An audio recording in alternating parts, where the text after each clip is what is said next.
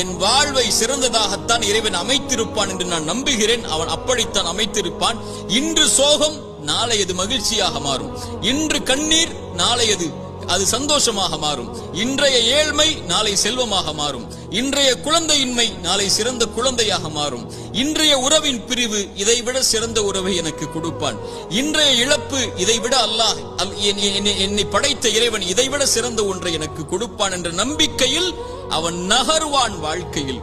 இறைத்தூதர் ஸல்லல்லாஹு அலைஹி வஸல்லம் சொன்னார்கள், இறைவன் மீது வைக்க வேண்டிய நம்பிக்கையை நீங்கள் உறுதியாக வைத்தால் எல்லா நேரங்களிலும் என் இறைவன் மீது நம்பிக்கை வைக்கிறேன், அவன் எனக்கு போதுமானவன். இன்றைய கஷ்டத்தை நீக்குவதற்கு அவன் எனக்கு வாக்கு கொடுத்திருக்கிறான்.